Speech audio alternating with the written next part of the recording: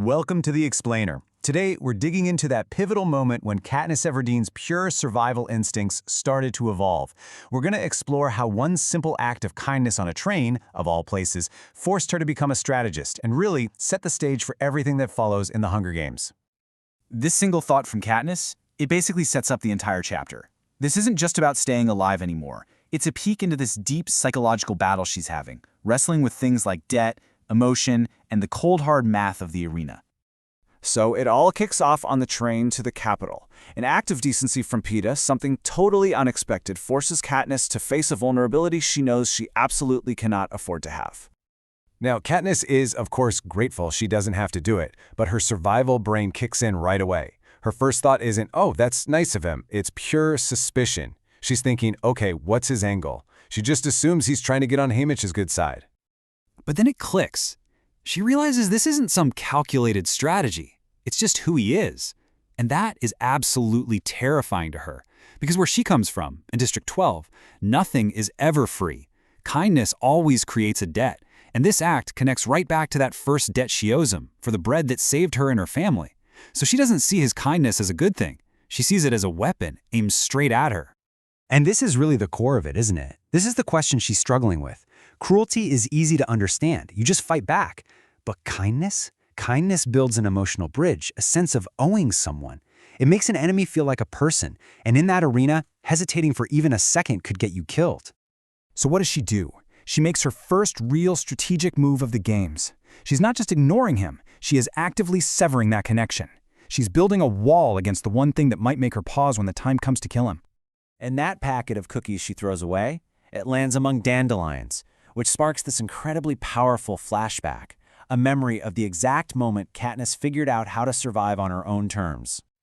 You have to understand, this memory isn't just about finding something to eat. This is her origin story. It was born from pure desperation, right after her father died in the mines and her mother just checked out emotionally. That little dandelion marks the exact moment she went from being a victim to becoming a provider. You see, her transformation wasn't some sudden thing. It was a series of brave, deliberate steps that a little girl was forced to take. From seeing one single weed, she built this whole system to protect her family, and in the process, she became the tough, resourceful person she had to be. And get this, she didn't just survive. She became this incredibly savvy businesswoman in the Hobbs black market. She figured out who wanted what. The butcher's taste, the baker's secrets. She understood the entire economy of District 12. This wasn't just hunting, it was business. And the memory of her father's words is just, it's everything. It ties her name, her very identity, to her ability to survive. She isn't just Katniss, the girl from the seam. She is Katniss, the root that sustains you. That belief grounds her in this deep sense of strength that she's now carrying with her onto that train. Okay, so back on the train. Now she's armed with this fresh memory of her own strength, of her own resilience. Katniss is done being a passive victim. She is ready to fight, and her first target? Their completely useless mentor. The contrast here is just brutal.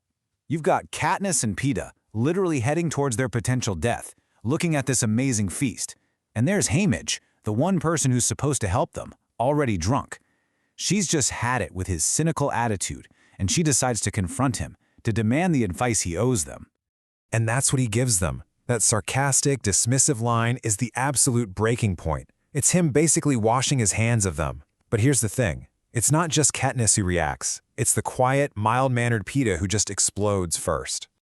In this sudden flash of pure anger, Peeta just lashes out and shatters Haymitch's glass. This moment is so important because it reveals this fire, this intensity that even Katniss didn't see coming. It shows there's a lot more to the baker's son than just being kind. And this is where it gets really interesting. It's like this unspoken team-up. Peeta makes the first move, and when Haymitch hits back, Katniss escalates with deadly calm precision. They're not two scared kids anymore. For this one moment, they are a team, and they are demanding to be taken seriously. And just like that, everything shifts.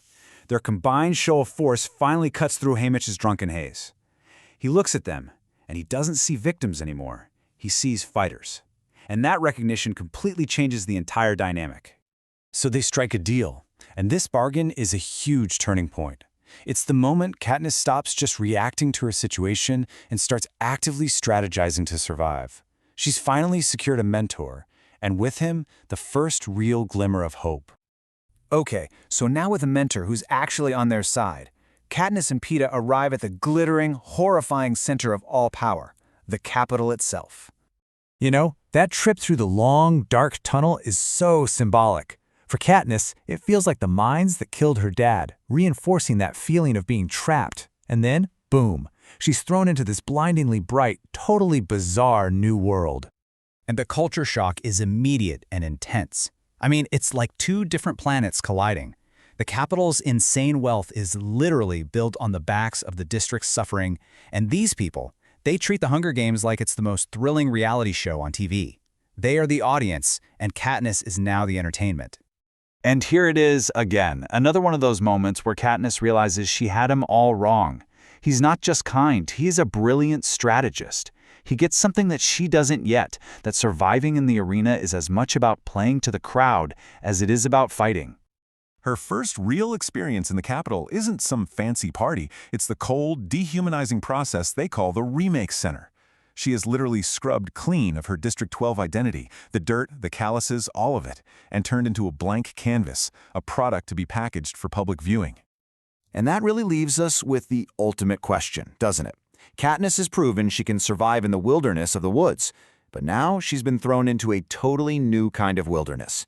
To stay alive here, she has to learn how to separate her true tough self from the character she needs to become for the cameras, for the sponsors, and ultimately, for her life.